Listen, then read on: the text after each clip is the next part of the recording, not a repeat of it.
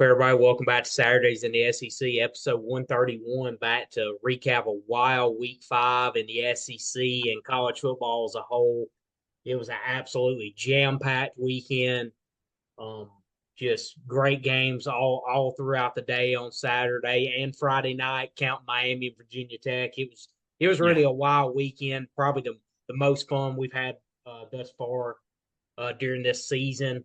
Um, but obviously, the crown jewel, the one everybody wants to talk about, was in Tuscaloosa Saturday night, and it absolutely lived up to the billing. I think the final result kind of ended about where people expected, a one score game. Those final few minutes, as I The told route it you, took to get there was not what everybody expected, though. no, exactly. That's exactly what I was going to say. We talked a little bit after the game, and I was like, man, we took an absolute crazy trip to get to our final result. But I feel like those final few minutes are, kind of how people expected it to end. But Alabama won an instant classic 41-34, jumping out to a 28-0 lead. I mean, um, I think that was probably the most dominant 20 minutes of Alabama football, right up there with that Notre Dame national championship game in the 2012 season. I mean, I think I think it this was more dominant because of who the opponent was. exactly. I think, yeah. I mean, it was right up there with the most dominant 20-minute stretch I've ever seen Alabama play. I mean, I'll be honest. 7-0. I was like, all right, awesome. Goes 14-0. I'm like, okay, this a hell of a start. 21-0. I'm like, oh my god, like this is insane. Then 28-0. I was like, somebody check my pulse. I can't believe this is a. I mean, I couldn't believe my eyes. I mean, it was absolutely insane. I love the plan from Nick Sheridan, Kalen DeBoer to start off this game. I mean, had Kirby's defense about as confused as you'll ever see it. I mean, they really had no answer those first four drives.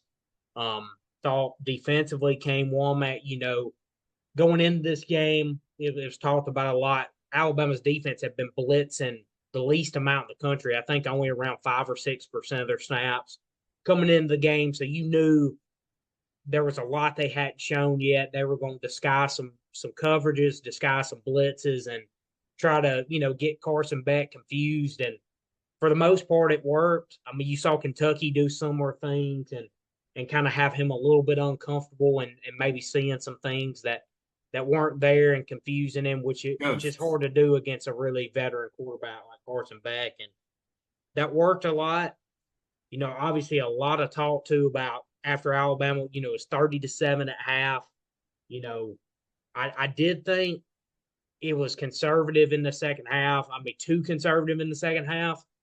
I thought the main problem I had, and Georgia did a good job of stopping it, but I would have liked to have seen getting the running backs going downhill a little bit more. You saw a lot of perimeter runs already that were working, but could never really get Jam Miller and Justice Haynes going in the running game. I think they only combined for about 50 yards on the ground. So if you're Georgia, that's exactly what you wanted.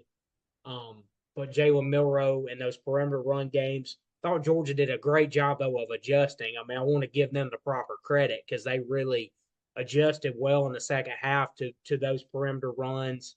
Um, I noticed too they started using a lot in the second half, using two spies on certain plays, only rushing three, but using two spies because obviously those underneath routes really hurt them. I think I was super surprised how easy it was in the first quarter and a half or first half as a whole, how open those underneath routes were.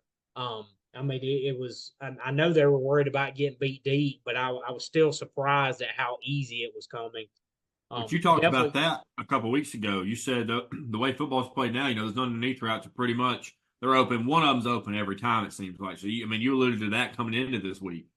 yeah. I mean, I think too. I think Jalen Milroe did a great job of just taking what was there, not being, not forcing things, getting the ball out of his hands quick. You see him in much more of a rhythm now. You know, 3-step drop, balls out. Really, playing in rhythm. That's what we talked about with Carson Beck too. I mean, when he's in rhythm and can when he gets to the back of his hitch and balls out, I mean, he's one of the best in the country. You got to do some things to make him move his feet, make him uncomfortable. I think you saw that a little bit. They were able to do some different things to make Jalen Milroe not quite as comfortable in the second half. Like I said, doing two spies, taking some of those scrambles away. Um, Much better job on the perimeter run game, and they did a good job with the running backs, in the run game, all night. But we talked about before the show started. Obviously, definitely too conservative on Alabama's front, and I think obviously a great lesson for the staff, for the team as a whole. Um, but when you get down that far, it's four down territory the rest of the night. It really changes up your second, third down play calls. Makes things a lot easier on offense when like, hey, we're going for it on fourth down. We don't really have anything to lose at this point because we're already, we're down 3-4 scores. We got to throw it to get back into it. And I thought they were able to take advantage of some shot plays down the field. You saw that late in the game. But just really credit Georgia's fight for it. I knew they wouldn't lay down. I never felt comfortable, even when it was a 28-point game, 23-point game at half. I just knew there was some fight left. And if Alabama's offense stalled for a few drives, they would be able to, make some things happen, get a little momentum on their sideline, and then ultimately, clawed their way back in it. Thought the biggest possession probably of the game, and I think Alabama could have put it away in the third quarter when they got the strip sack on Carson Beck. It was 33-15 at the time. Strip sack of Beck on third down, got the ball at the 45-yard line. I was like, man, if we can get points here, even a field goal, I think would almost do it. And they went 3 and out. Obviously, Georgia got the ball back, and then we started having a game from that point forward. But I thought there was a few drives. The interception before half, a little bit behind Dupree, but obviously, took an unfortunate bounce and got an interception. That was a great drive that at least would have got 3 points there and would have made a difference. So there's just a few drives Alabama didn't execute on that could have, put it away and not allow Georgia to end up taking a lead late. But love the fight. I mean, from both teams. I mean, it was a super physical game, and it ended up living to all the hype you could possibly imagine. It was just it was an amazing football game, and it's very possible we'll see these two teams again playing at some point. But I was proud of the way Alabama was able to finish it late, was able to confuse Carson Beck. I mean, he was uncomfortable for most of the night because that's hard to do against a really veteran quarterback. Yeah, absolutely. I thought, obviously great game plan from Alabama, both offensively, defensively in the first half alone. Carson Beck was seeing ghosts out there. That was one of the most, that's probably the worst I've ever seen him look. Obviously, in the second half came out and he was much better. He's dialed in and he had a great game in the second half. Georgia I think they had 3 turnovers. So, I mean, that tells you, you don't turn the ball over, what kind of game could it have been? It wouldn't have been so out of hand in the first half. But I just think that Alabama offensively, I've never seen a team do that to Kirby Smart in the first half. I know obviously turnovers went along with it, but I've never seen an offense just dominate a Kirby Smart team like that in the first half as long as I've lived. I thought the game was completely over at halftime. I was texting Cam. I was like, dude, this game's over. They called my bluff. Bama did win, but it wasn't quite over with. Georgia came out, like you said. Kirby alluded to it after the game. He said it's a lot different. You can't really say that this is what our offense is going to look like the rest of the year because, your third down plays are now your second down plays, so you call it a little differently. And so it's a little different to defend as well along as they're doing that. I did think that, like you said, Bama got definitely conservative in the second half. And I understand, you're up big. You don't want to just keep, drilling and driving your playbook. You're going to take your foot off the gas a little bit. But I thought they went a little too conservative. And I know you don't want to get away from your identity. But I also thought they went a little too quick at times in the second half and got Georgia back on the field really, really fast. I'm like, especially after when it was 33-15, I believe, at one time, they got off the field really quick. And I believe it was a 3-and-out Georgia forced. And I'm like, I get you got a 3-and-out, but you could have held the ball another 2 minutes, minute and a half, maybe. I just felt like Mhm. they got off the field a little too quick at times, and Yeah, they definitely could have been controlled by them. So, but other than that, I mean, obviously great plan. Ryan Williams. I know everybody's already tired of hearing his name. It's not a Bama fan. It's going into week 6. The dude is a highlight reel. One of the nastiest moves I've seen a player make. For sure. The touchdown, the final game winning touchdown.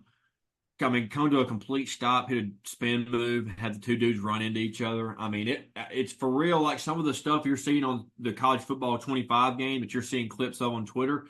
That's what it looked like, man. I mean, this dude is for real. He's something serious. But obviously, hats off to Georgia and the way they've battled back and fought back. Obviously says a lot about who they are as a team, what their identity is, the kind of culture they have there. I think it's definitely a wake up call for them. I don't think they're going to have too many more scares like that. Like you said earlier, leading into the year, leading into the preseason preview, it always takes them a few weeks to get going. And it seems like they need a wake up call. Maybe we thought Kentucky was it, but I feel like this is, they see what they can be, especially in that second half and how it went down. But yeah, like I said, they had 3 turnovers. They lost a turnover battle. You cut that out. It's a much different game. Potentially could win. Potentially it could at least be a lower scoring ball game and be more competitive going into halftime. So you can build off that for sure. There's a lot to build off looking at the tape, but obviously Alabama just straight up from snap one to the final play, they came out ready to go and they were firing on all cylinders. I mean, like you said, it's harder to play the defense when they're definite 4 down. Every time in the second half. So it's a little different. Relied on some young guys, man. So a young guy came up, freshman made a game-sealing pick, game-sealing interception. hmm I mean, I thought the defense, they are relying on a lot of young guys in the secondary, and I thought they all stepped up and played great. Definitely helped being in Alabama, but now they've got that experience of being in a big game in an environment like that. It's not going to be new to them when they do hit the road and go travel in the weeks to come. So I thought that was a big takeaway for Alabama as well. Just getting their young guys just immersed in that type of game because they haven't experienced it yet. They've heard about it and they've seen it, but they haven't been a part of it. And to really, fully be in it and understand that, okay, my guys can lock in and they know what to do. They can make these plays. They can adjust in game when they see something that got them beat last time. Okay, well, I need to see this time, whatever. So I was really, really shocked with how well they played at being so young. And then stepped up obviously when they needed to in the second half. They were kind of getting moving the ball around on them a little bit, but then they stepped up when they needed to. And I thought, I mean, they played a well of a game, as good as you can ask them against a veteran quarterback like that, number 2 team in the country. I mean, big win for the home crowd. I know that had to have been electric to be there. But definitely one of the games, of the year for sure, was especially was just how it played out. Yeah, I mean, obviously, I think if it's a 14-13 ball game at half and it ends up being 41-34, obviously I think, oh, that's a great game. But it's not as cool and as fun and as exciting of a game of how we got to this final here. I just yeah, think it's definitely going to go down in history as one of the craziest games ever played in the SEC. Obviously going to be against Bama and Georgia. But man, Kirby is now 1-6 against Alabama, and Georgia in their last 10 games is 1-9 against Alabama. So I don't really know much of it being called a rivalry.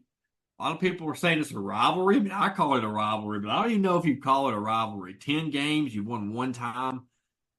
And in Kirby's tenure there, when it's the best tenure you've ever had as a program, and you're 1-6, that hurts. And now they got to play Texas and Tennessee still, I believe. So yeah. it's tough road to hoe. Yeah, that's a lot of big tasks coming for them. I like, what you said about, Alabama, their young secondary. I just thought, really for both teams in this game, I thought there were so many times where, talk about Alabama's defense specifically, outside of that one deep pass that Dylan Bell caught, I thought everything was contested. Like Yeah. they were in position. That's what I was really excited about and proud of it, the way, being thrown to the fire like that, such a big game, a veteran team like Georgia, be able to kind of hold your ground like that. And obviously sometimes things didn't go your way or mistakes were made, but you were able to bounce back and stand up when it counted. Obviously, the big interception late.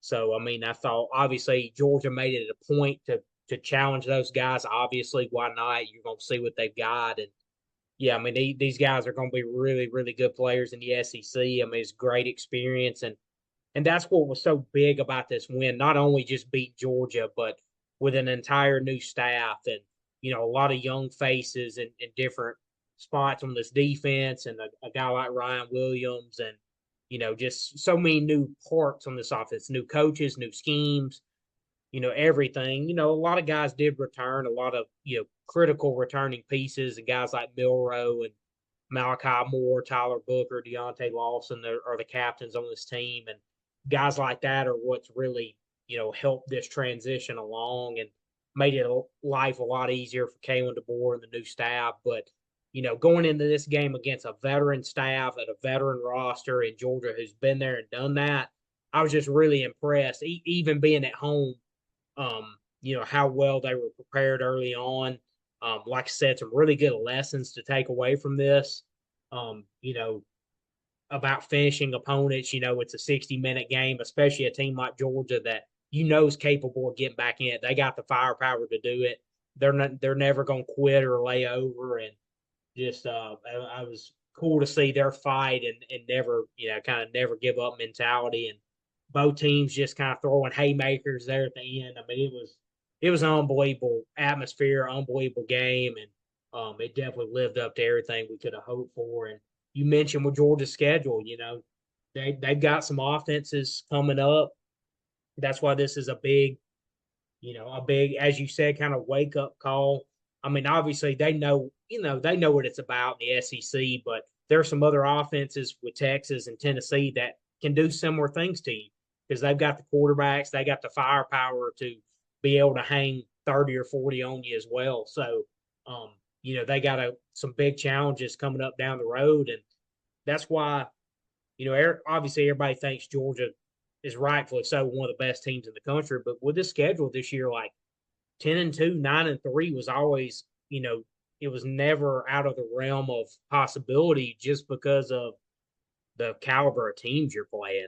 I mean, when you're going up, you're talking about three of the top four teams in the country besides yourself and I guess Ohio State. So, yeah, I mean, you're playing with some big time firepower, and um, Georgia's great, but I never thought they were that much above the rest of the pack. Like there's not really a big separator between some of these top, 4 or 5 teams really in the SEC. I mean, they're right there within shouting distance of each other, and it's going to come down to execution in some of these games because it's going to go down to the fourth quarter in most of these games. So yeah, definitely a big test, a couple tests coming up for them here. And but I do think this challenge in this game will help prepare them for that and get them as locked in as possible. Because they go to Texas in a few weeks on the 19th. It's going to be epic. Absolutely. And then we got to go down to Oxford. Ole Miss, Lane Kiffin. Cats. Finally get talked about. They make their debut on the podcast this season. Not excluding season previews because they've had a absolutely cupcake Hello Kitty type schedule.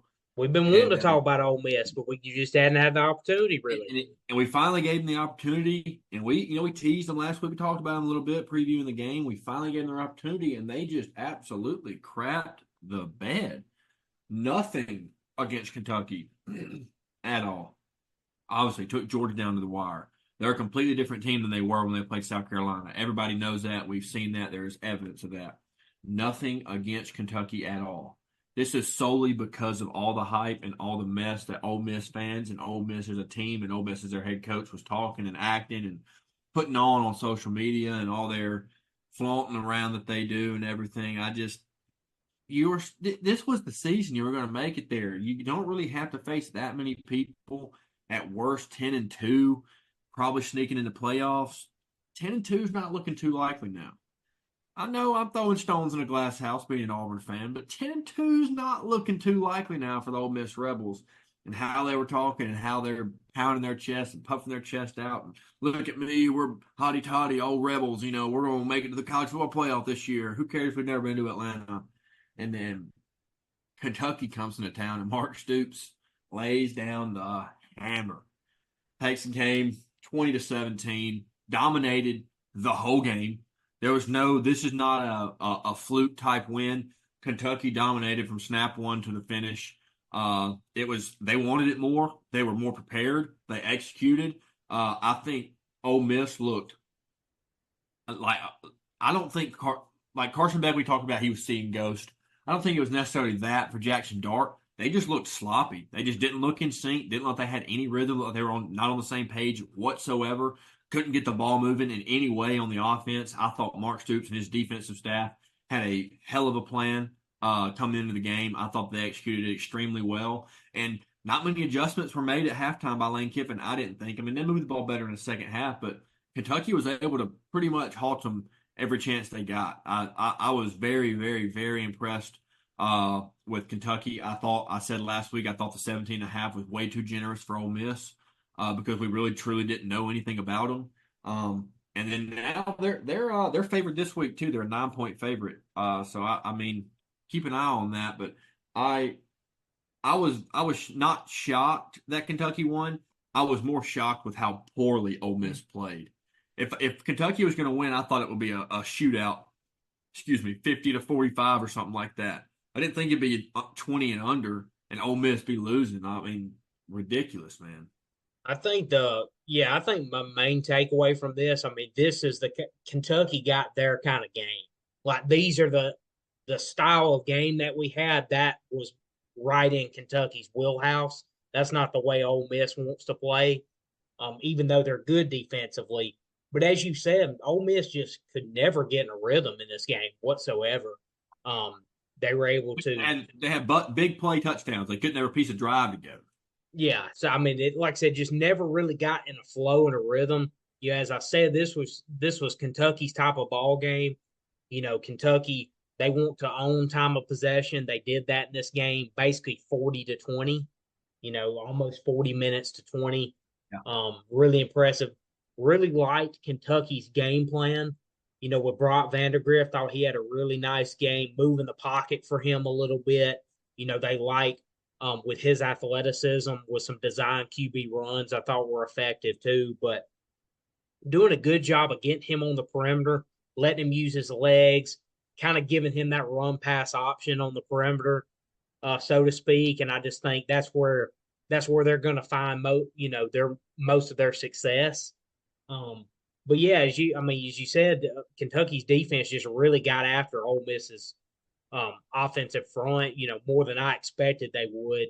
And I mean, I have a lot of respect for the Kentucky defense, but yeah, they just got their kind of game. They kind of muddied the game up a little bit, and that just played right into their wheelhouse. And I thought Mark Stoops, he learned from a couple weeks ago against Georgia, having those stones on that big 4th and 7, getting that long pass to Barry and Brown down the field, setting them up for What that a play, final too. score. What a play. Yeah, to win the game. I mean, catching it on the sidelines, being able to put on the brakes, cut it back inside, and get down in the red zone. It was extremely impressive, and a lot of faith in his team there, which, I mean, obviously that was a lot more gutsy than the Georgia call would have been if he would have went for it, considering where they were at on the field. So, you could tell, he defended it after the Georgia game, his call and stuff like that, but you knew in his mind that he wasn't going to forget that. Like he was going to save that for the next time and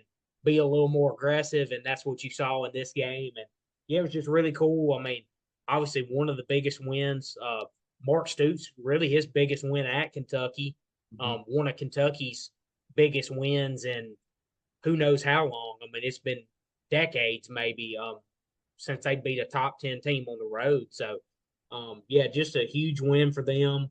I was, like you said, I was surprised at how, kind of, I guess, lethargic Ole Miss looked, especially on offense. And Like I said, a lot of that credits to Kentucky though, because I mean they made life hard, and as you said with Ole Miss going forward, this schedule the next 2 weeks at South Carolina, at LSU.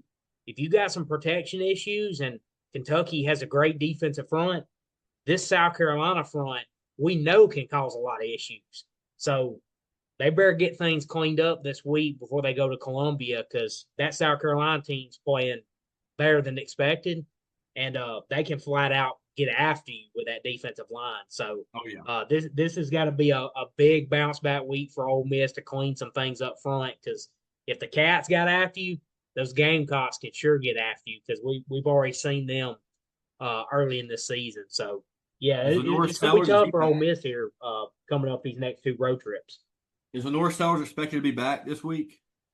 I have not heard. I mean, I would think so. I mean, I wasn't sure exactly the severity of his injury. I'm gonna kind of look at that as we go out through the week. But if he is back, I mean, that's gonna be difficult for Ole Miss. The way they can If get the Lenore run game Sellers is going. back, I'm putting money on -9 South Carolina. Which he comes back, he'll probably move to like -4.5 or something, or +4.5. But if he's playing and it's still at +9, I'm laying it at +9. Yeah, because I like the South Carolina team. They're playing really well. I think better than people thought. I mean, especially with that defensive line led by Dylan Stewart. I mean, they can flat out get after you. So yeah, this has got to be a big week. It's a huge 2 weeks for Ole Miss, and this game against Kentucky, obviously, I mean there really hasn't been bad losses under Lane Kiffin, but this is the one season like we know what has went into this season for Ole Miss. I mean, this isn't a situation where you go, well, if we fall a little short this year, we got next year and the year after. Like, no, this is the all in year for Ole Miss. Like, they don't have the roster that the Alabamas, the Georgias, the Texas, the Ohio States that can reload. They don't build through high school recruiting. It's a heavy transfer portal roster, and that's why I think you see a lot of variance with those teams that are heavy on the transfer portal. I mean, you can see it overwhelmingly positive. See Florida State 2023, and you can see it overwhelmingly negative. See Florida State 2024. Um, Yeah. it can go a lot of different ways. I feel like there's a lot more variance when you lead on the portal that can go one way or the other. And you have to question like if they lose another game or two, like what's the buy-in going to be the rest of the year? If they kind of fall out of it, so to speak, or drop another one where they're barely hanging on. That's really a question I want to see. That's why these next 2 weeks are super important because I mean they're going and playing two quality teams on the road back to back. Um, that both those teams have these games circled. I mean South Carolina, especially after letting that one slip away against LSU, like they're ready for another marquee opponent coming to Williams-Brice Stadium. Same with LSU. They have one loss already. Ole Miss coming to Baton Rouge. I mean, that's a game that's been circled for LSU. So it's going to be tough. They got to, get their heads right, get the protection cleaned up front, and obviously be ready to go and be a lot sharper these next 2 weeks because it's definitely going to be tough.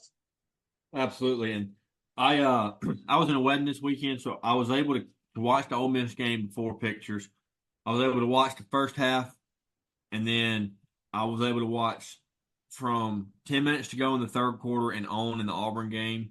And then I was able to watch all the Alabama and Georgia game. I was not able to watch any of the Arkansas Texas A&M game. So I wasn't able I was not able to cover it and watch it before we recorded. So I have no comments on that. I know it was a fantastic game. I heard it was a great ending. But I'll let you cover that one because I was not able to watch it, and we'll watch it soon. But I have not been able to go back and look at it yet. Yeah, I mean, obviously it was a great game. I mean, not a surprising result considering the way this series has went so Right. many times. I mean, I think A&M's won like 12 out of the last 13, I believe, and they've all been competitive contests. It's like the same story over and over in Yeah. this game for South Carolina. Um, I thought the defense was good for Arkansas. I mean, their front is one of the strengths of their team. They were to get after it a little bit. Um, Just thought offensively, Taylor Green, kind of what you've seen from him, just some inconsistencies. Obviously makes up things with his legs, but um, like I said, just kind of inconsistent in the passing game. Um, what weren't really able to get the run game going as much as you want. I mean, Le'Veon Moss outrushed the entire Arkansas team, I believe. So, um, yeah, kind of the game I expected, to be honest with you. But just thought A&M offensive line wise was better up front um, than Arkansas was able to be. But yeah, kind of a similar scenario that we've seen in this game so many times. I feel like Arkansas just left some things out there. Had their opportunities to do it. But Texas A&M, like I said, was just a little bit sharper, running the ball with Le'Veon Moss. I'm kind of curious now to see with Connor Wigman potentially getting healthy here soon how A&M plays their quarterback situation. I mean, Marcel Reed's, done a pretty good job. I just don't know how ready, and that's why it's such a tough call because Connor Wigman, last time we saw him against Notre Dame, had one of his worst outings. He's been kind of rusty because he hasn't had many reps in the last year or so. Um, but with Marcel Reed, I don't know if he's ready to win some of these bigger games with his arm. I think their plan's been really solid for him so far. Getting the ball out of his hands quick, obviously utilizing his legs, but I just think some better teams and better defenses can kind of figure out how to take that away and force him to beat him with his arm. And I just don't know it at this point if that's ready to happen. So I'm really curious how they play their quarterback situation as Connor Wigman gets healthier. Because I feel like there's a reason they started him in the first game and started the season with him. I think A&M at their best probably they're gonna need Connor Wigman and his ability to throw the ball and be more balanced. They're gonna need that against some better teams going forward. They got Missouri coming in this weekend. So I am curious to see how they play that quarterback situation. I mean, Marcel Reed's done really a solid job so far, but you can just see some things as the competition gets steeper against really good defenses. I think they're going to be able to condense some things on him, and I want to see how Mike Elko handles that. Absolutely. And then did we cover the Auburn game? No, we have not. We I are didn't. I saving didn't this think for so. last, and we're going to let you take the floor. I didn't think so. So Auburn, obviously, taking on Oklahoma. Oklahoma's got a lot of people out. The line swung big time when that came out. I believe they had 10 guys out. They're starting 5 wide receivers out. I didn't think it was going to matter, to be honest with you, but the defense did a lot better getting off the field on third down this week. Had really one busted play in the first half on the first drive or their second drive when they broke the long touchdown run. The quarterback broke the long touchdown run.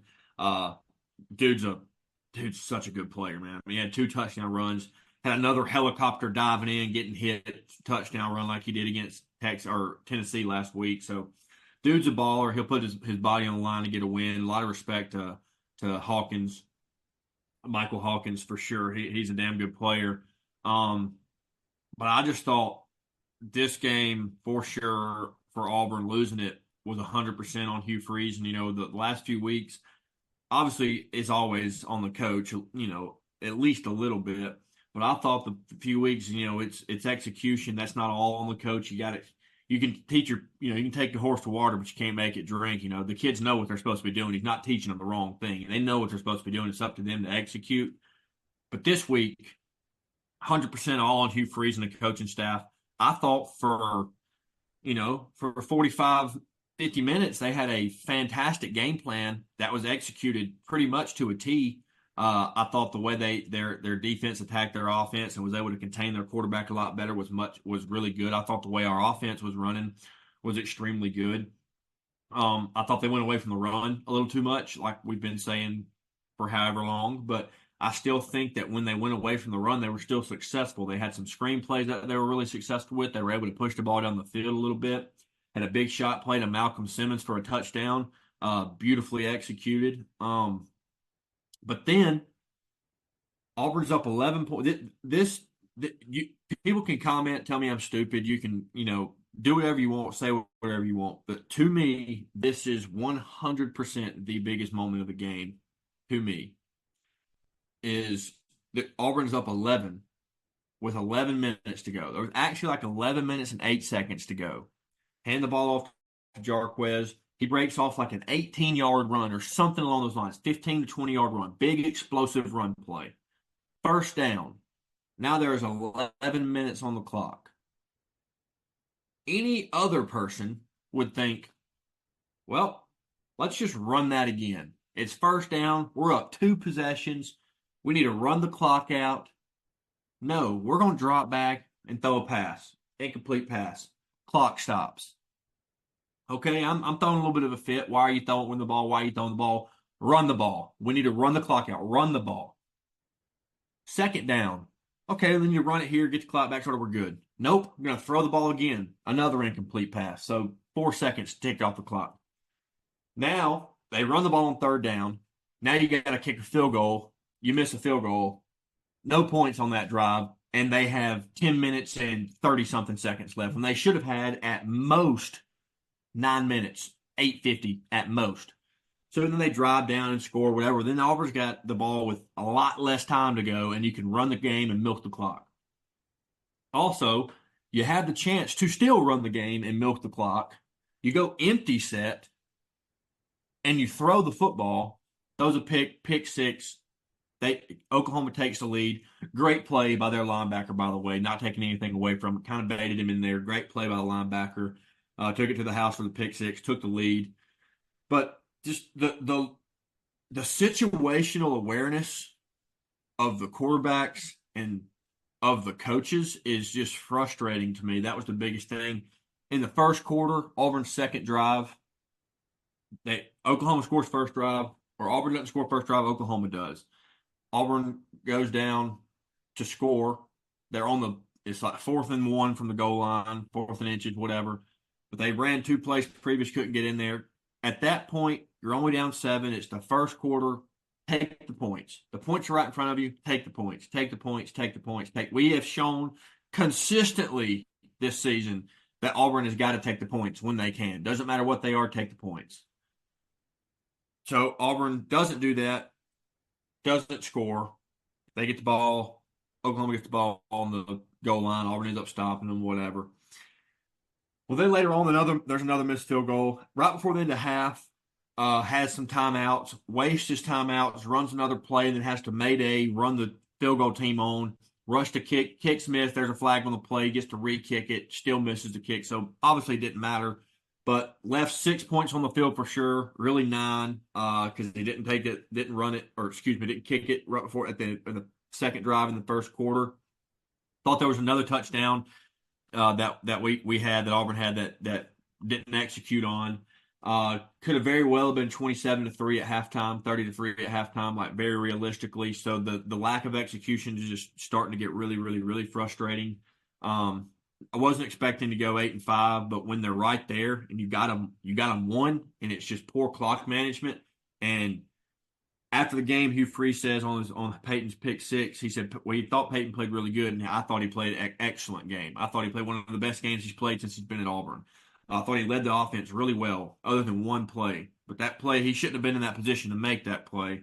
Hugh Freeze says, I shouldn't have put him in that position, probably shouldn't have made that call. No shit, Hugh. No shit. Like, why? You have one of the best running backs in the country, averaging 5.7 yards a carry this day. He got 17 carries. Give him the ball. Give him the ball. I don't understand. Am I, as has never coached a down of college football, can sit there when you're going to the line saying, all right, give it to 27 right here. Then you don't give it 27, and then you come out in your media presser saying, yeah, I should have given it to 27. Well, everybody in the world knows that. Why are you the one not knowing that? Why are you making that wrong call? But it's consistently, that was all, obviously the loss is all on Hugh Freeze. I'm not saying fire him or anything. I'm not part of that crowd at all. But I think he deserves to get, blamed and get his hatred that Peyton's got when he deserves it. Give credit where credit's due, and I'm giving it to him. But I just thought that coming out multiple weeks in a row saying, "Well, we can't do this. Well, if I could have done that again, I'd do this. Well, if I could have it back, I probably would have just ran it with Jarquez there at least one time on the goal line instead of running a trick play." No shit. Anybody could have told you that. Well, I shouldn't have put him in that situation. No shit. Like it's week after week. That's what's starting to get annoying about his pressers too, is because it's week after week. He's saying, "Well, I shouldn't have done this. I shouldn't have done this." Why are you figuring that out then when he makes the mistake when everybody else knows that's not what you should do? I'm not acting like I'm a better coach than Hugh Freeze by no means. He's forgotten more about football than I'll ever pretend to know. But I do know clock management and situational awareness, and when it's okay to hand the ball off 3 times in a row and punt it away, and then hand the ball off 3 times in a row and punt it away your next possession. I know when that's okay, and it was necessary and 100% okay on Saturday. Would have won Auburn the game. Instead, they put the ball in the air, put the keys in the hands of a quarterback that they cannot trust, has been responsible for what, 8 or 9 turnovers now through the air. So that's the part that I'm not saying he's a bad coach, but to put your players in that situation when you have the game in wraps, you can milk the game away and you're going to put it in the air. Why? You can have a big play break on the run. Jarquez did it all game. They were struggling tackling him. They really were. It's not like he was going down first contact. They got in the back foot a time or two, but they were struggling tackling him. Like we alluded to last week about Tennessee, just stay with it. Stay with it. What happened to Tennessee or what happened against Oklahoma against Tennessee? They stayed with it. And there were some drives that they stuffed them, but then they broke some. And then there was that last 2 drives. They broke like 4 or 5. And it's just like, I don't get it. It's not like there's a back there that we're trying to find the best back. We have one of the best backs in the SEC in the country. Mm-hmm. And it's frustrating. But obviously, props to Oklahoma. Fought their balls off, man. I mean, absolutely. I thought they were done. Everybody else thought they were done. I didn't think they had 2 scores in them in the fourth quarter. Absolutely really not. Had 120 yards in the fourth quarter, averaged over 9 yards a play in the fourth quarter. So when their backs were against the wall, they said, well, we're going out swinging. And, props to them. Michael Hawkins played as good as you can ask him to play for his first ever start, being on the road in the SEC game, first ever road game in the SEC for Oklahoma. I thought that he did a well of a job. And I think Oklahoma is a damn good football team. They obviously got some pieces that they need to shore up, but they're a couple pieces away from being a national championship contender. But I like the way they're trending. I think Brent Venables is a damn good coach. Obviously, whatever he said at halftime worked because they looked like a better ball club in the second half. And in the fourth quarter, they turned it on, and their defense stepped up when they needed them most, and their offense was able to turn it on and get them some points there in the end, and then their defense sealed the deal with a pick 6. So congrats to Oklahoma. They played a damn good game. They didn't lay down, and they kept swinging a lot like Georgia did. They were just able to come out on top. And then, obviously, hurts to be an Auburn fan right now. Hurts to be on that team and go through these losses when they're right there. You're seeing the proof is in the pudding. You're right there. You're not far away, but it's what like we've talked about in the offseason. We've talked about it several times. That right there, that little hair of difference in a winning team to a mediocre team is exponential. It's that much, but it's the difference in 10-2 and 7-6 or 7-5 or 6-6. And then the difference in a 10-2 team and in a 12-0 or 11-1 or 12-0 team or 13-0, whatever you want to call it, is that much too. But it's in that much. There's so many things because it's just the little things compiling here and there for Auburn that snowball into that one big thing that they can't stop at the end of the game and break through. And that's what it's become. And so it's there, Hugh Freeze has told the Auburn fans today, he said, bear with us, go through the growing pains because we're right there. And I know he's right.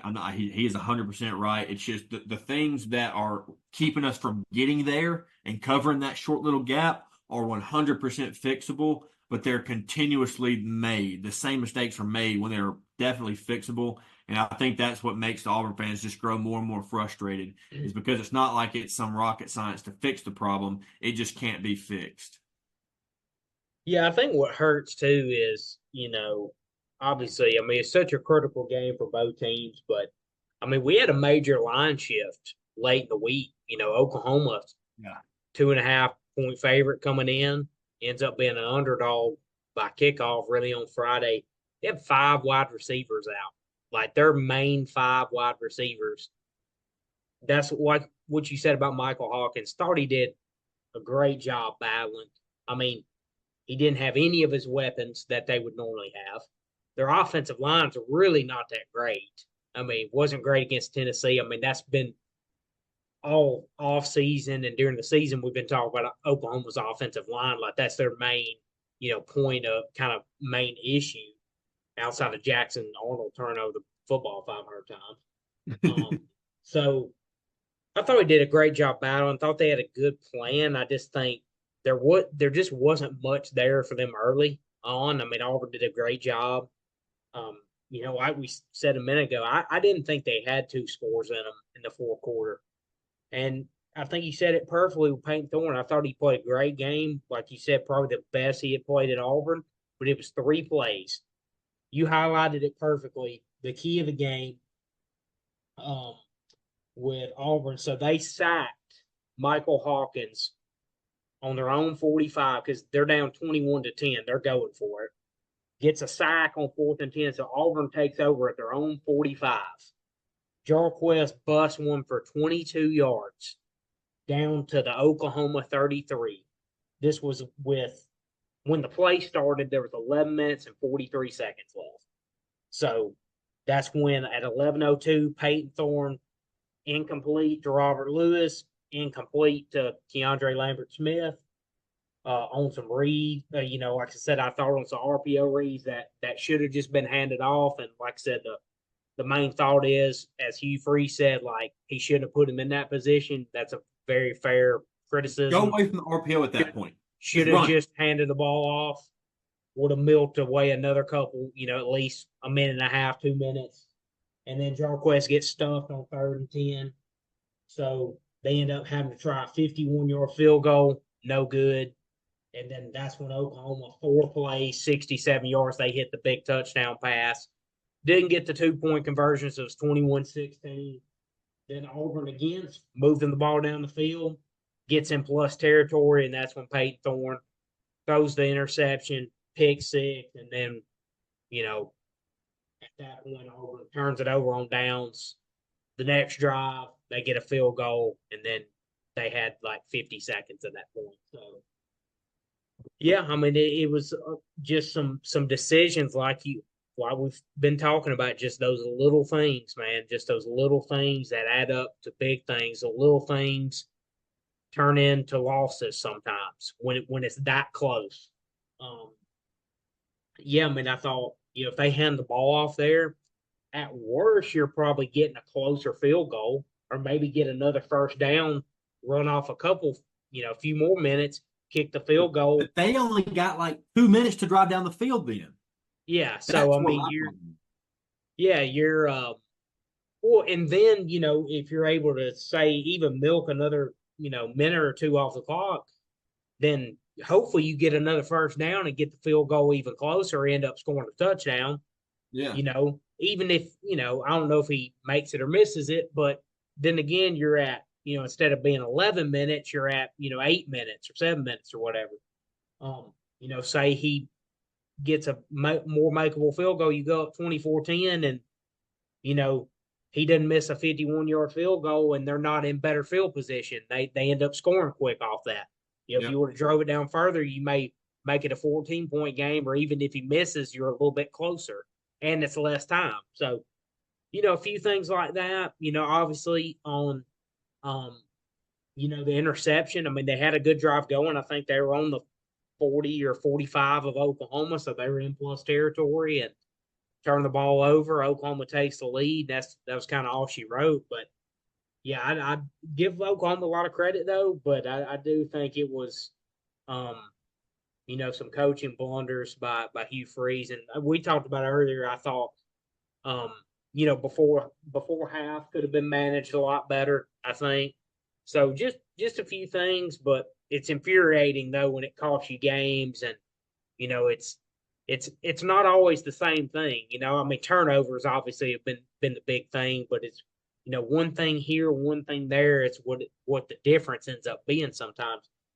when you're so close on rosters and the teams are very similar, those small things can make the difference. Absolutely. It's definitely frustrating. And then if they don't make a change in the turnover category, it's not going to be any different this week because they got Georgia or they're going to face Georgia now. Auburn has played their first 5 games. All of them are at home. Now they play their next month all on the road. They don't come back to Jordan-Hare until November 2nd against Vanderbilt. They do have a bye week, so they play 3 games this month, but they are all on the road.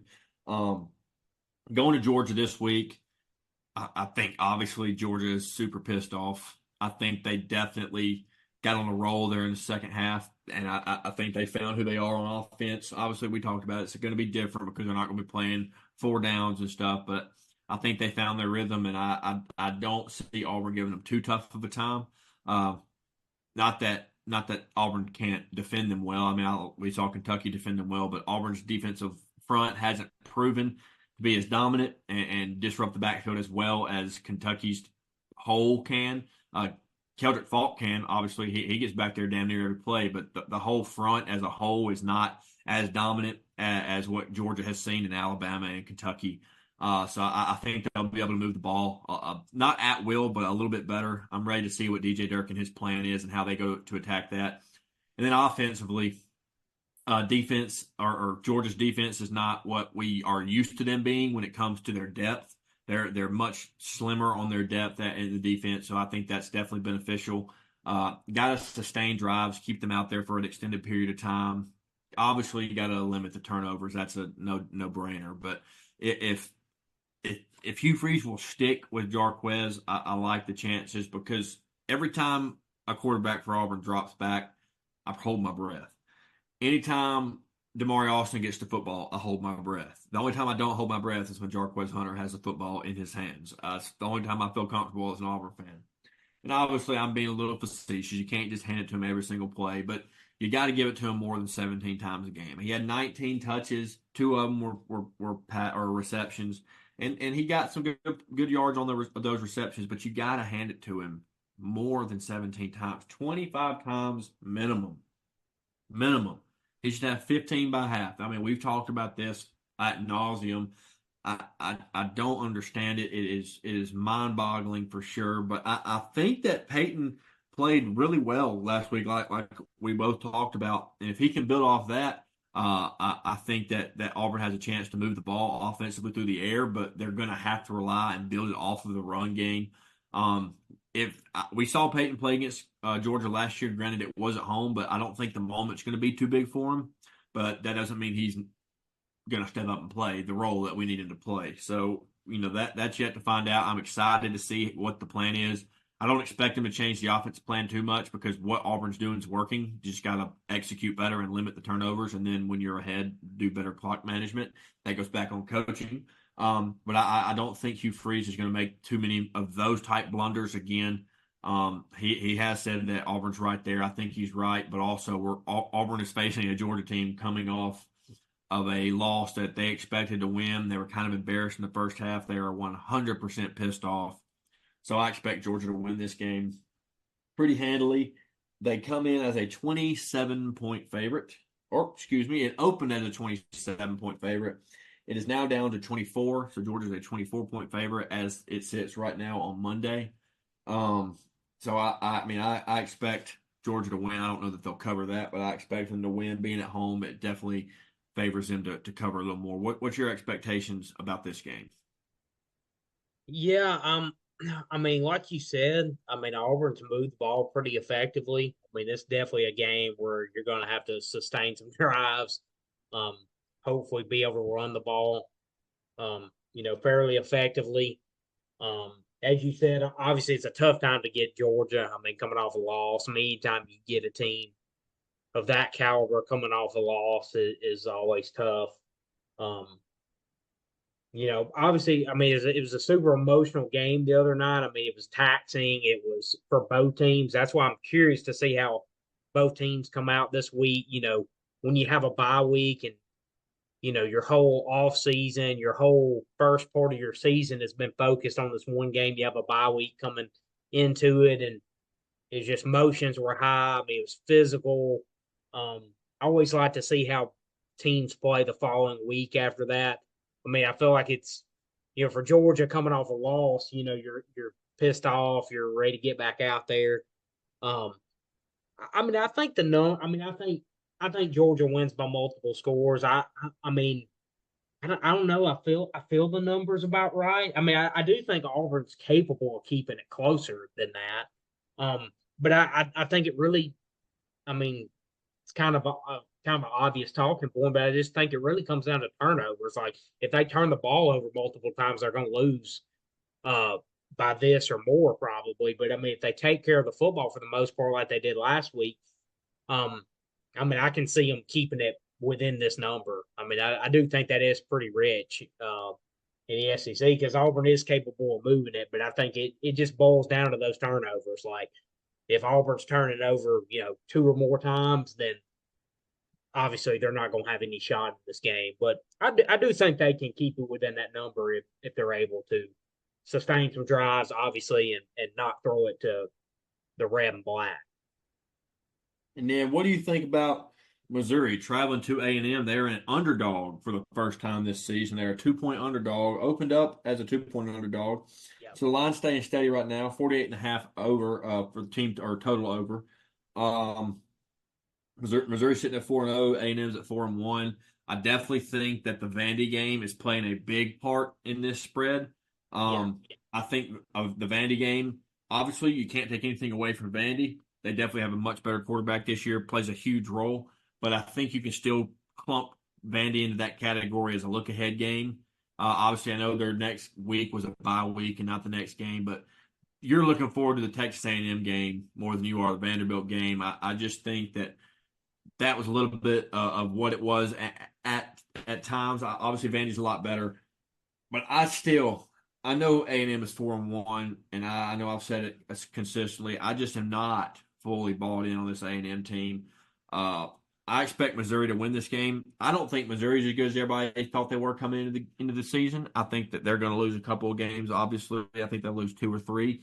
But I think that they're better than Texas A&M. Definitely going to be the biggest test they've faced so far going to Kyle Field.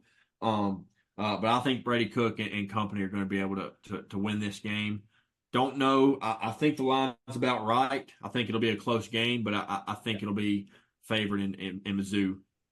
So I will be taking Mizzou if they stay at the underdog. Yeah, I'm really excited to see this game. Like you said, I feel like Missouri's a little bit in the same boat that Ole Miss is in. Like I feel like we just don't know a ton about them yet.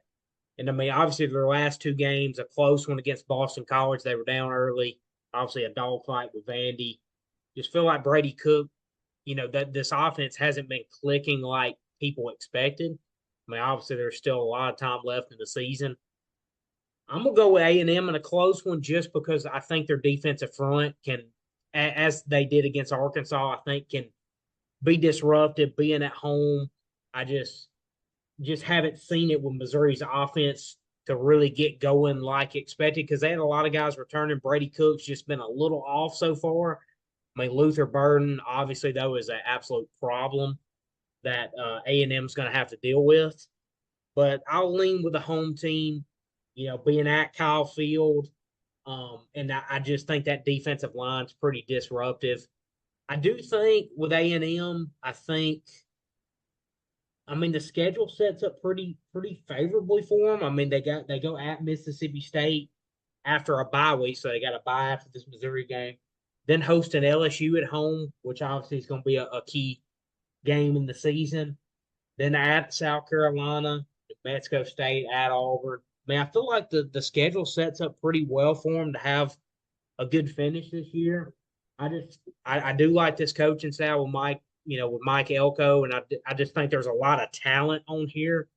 And I did like what I saw from their offensive line for the most part in this Arkansas game. So I'm gonna go with A&M in a close one. I agree with you totally. I think it's gonna be a 1 possession type of game.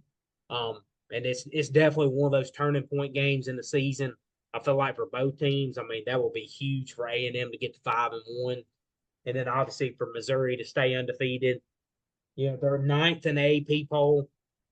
I think they're more like probably 17th to 20th, to be honest with you. I think they're a good team. I don't think they're tier one in the SEC. I mean, I don't believe A&M is either right now. But yeah, this is going to be a great game on Saturday. Probably one of the games of the day, especially in the SEC. Um, it's going to be a good one. It's a huge turning point for both teams. Here getting close to the midpoint of the season. Absolutely. And then we touched on it a little bit earlier. But Ole Miss traveling to South Carolina. Williams-Brice going to be rocking. 2:30 kickoff. Like I said, Ole Miss is a 9-point favorite. Opened up as a 10-point favorite. They're a 9-point favorite right now. I think Ole Miss finds a chance or finds a way to win this game. I don't think that they're going to drop two in a row. I think Lane Kiffin's going to have them ready to go. I don't think that they're going to be caught looking that lethargic and sleepwalking, kind of how they looked this week or this past week. I don't think that's going to happen to them again. But if Lenore Sellers is playing, I think that I would jump on that +9. I think it's going to be a close game. I don't think Ole Miss's defense is as good as people expected coming out of those first few games. I think South Carolina is definitely going to be able to move the ball on them. But I do think Ole Miss finds a way to win the game, but I think it's a close victory, touchdown to field goal type win. Yeah, I agree with you. I would take Ole Miss to win this game. I do think, like you said, if Lenore Sellers is playing, I think South Carolina keeps it within the number, keeps it at a one possession game. Um, I think this loss to Kentucky will refocus them some. I mean, obviously, as we stated earlier, got to get the protection issue sorted out with South Carolina. Obviously, they're going to be able to turn those edge rushers loose against you. Um, they have more talent and depth than I expected them to have when previewing them in the offseason. Just been really impressed with how they played so far. But I just find it hard to believe Ole Miss is going to get two losses this early on in the first weekend in October. Um, I think they get a bounce back, give them some confidence because I mean that game in Baton Rouge the following week. I mean, if you're Ole Miss, like that's the main game you've been circling your first half of the season. Um, I mean that was. I mean, I'm sure a lot of Ole Miss fans, not that they thought they were going to blow Kentucky out or whip South Carolina, but really most everyone expected them to be undefeated going to Baton Rouge. So I do think this loss is going to reset them. I do think it's going to be a competitive game because I have respect for Shane Beamer in South Carolina and what they've done so far. But yeah, give me Ole Miss to bounce back. But again, I think another one possession game. I think we got a couple of good ones shaping up this week in the SEC. And then the last one that I want to cover, if you want to cover some more going into next week, you're more than welcome. Tennessee and Arkansas. Tennessee goes to Arkansas. Not an easy place to play at all. Going down there facing Arkansas on the road is not an easy place to play. But Tennessee is a 13.5-point favorite. With the way Tennessee's defense has been playing in the suspect pass game that Arkansas has, I think Tennessee is gonna. I think it's going to be like a 35-7 type game for Tennessee. I just don't see Arkansas moving the ball on this Tennessee defense. I really think that all the talk is always about Tennessee's offense. This is why they're going to win. But I just don't think Arkansas is going to be able to move the ball on this defense. And then obviously I do think Tennessee is going to be able to put up points. I like Tennessee 13.5 in this spread or this game for sure. Probably going to jump on that tonight. I do like that a lot. I think Tennessee is, like we said, they are definitely a tier 1 team, number 4 in the country right now. Josh Heupel knows what it takes to win this league, knows what it takes to not overlook the smaller quote unquote opponents. It's going to be a tough task on the road, but I like Tennessee and their defense to dominate and walk away with a pretty big win. Yeah, I like Tennessee in this spot too. I just think, I mean, coming off a bye, I think mentally they're in a great place on both sides of the ball.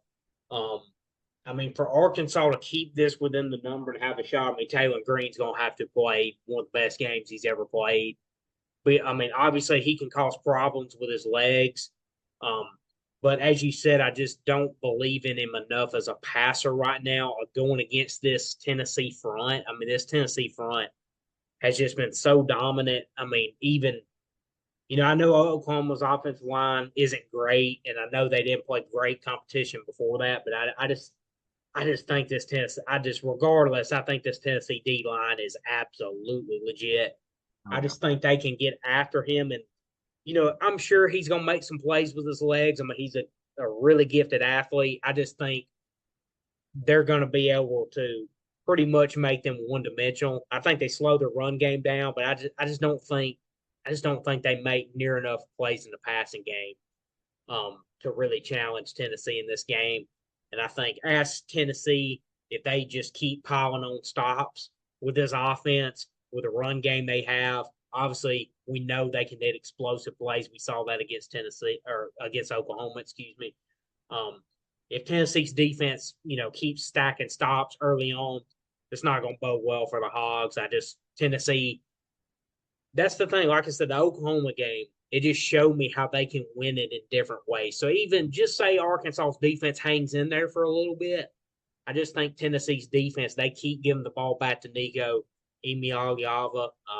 This Tennessee run game with Dylan Sampson and company, I just think they just can steadily wear you down. They can win the game in multiple amount of ways. And yeah, I think I wouldn't be shocked if Tennessee doesn't keep it close or Arkansas doesn't keep it close a little bit early. But I just think throughout 4 quarters, I see Tennessee pulling away. I agree with you. Absolutely. You got any other games you want to cover for next week? There, Bama's playing Vanderbilt, and UCF's taking on Florida. I do want to say, just from Alabama's perspective, the main thing I want to see is obviously coming off such an emotional win. How you come out that next week, I think is critical. Says a lot about you. I mean, with this, going in the Georgia game, having a bye week. I mean, obviously that is the big game that everybody's got circled the first quarter of the season. So much went into that game. Emotions were so high. How do you respond that next week off such an emotional win? Is your preparation in the right place? Is your mindset in the right place? Saw some photos today, some reports coming out of Tuscaloosa. Um, Obviously, everyone knows Nick Saban's famous line about rat poison. They had mouse traps around the Mount Moore Athletic Facility today. So obviously the message is clear down there. You can't take the rat poison.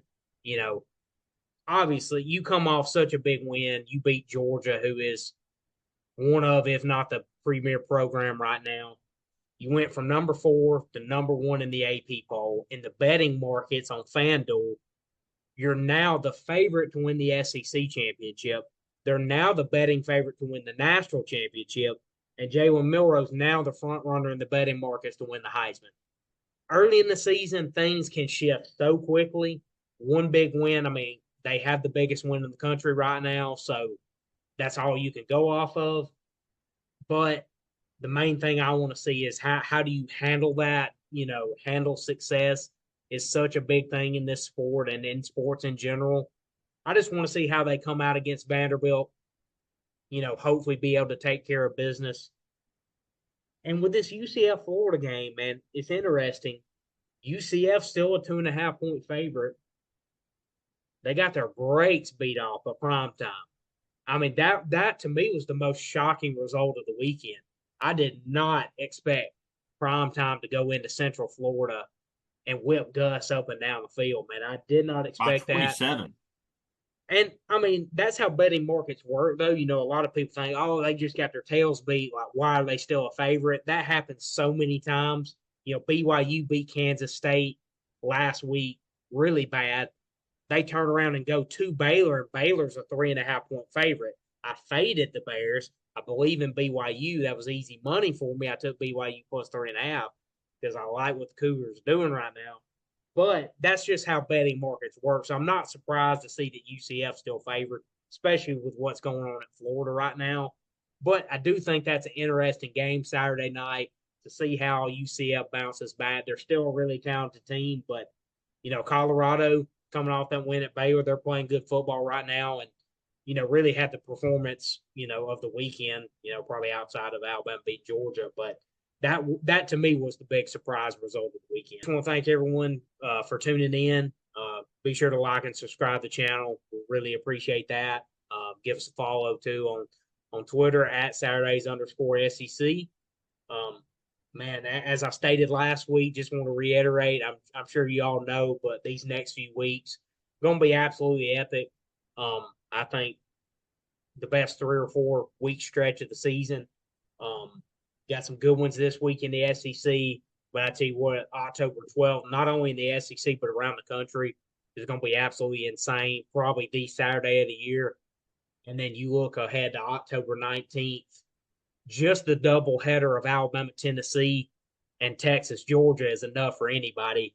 I don't even know the rest of the schedule that day. I imagine there's some pretty good other games, but just those two are going to be worth tuning in for. It's going to be great the next few weeks, and really going forward, we're getting into SEC play now. It's going to be a lot of fun. Just keep it tuned in to us, and I hope you guys enjoy the rest of your week and enjoy your football Saturday.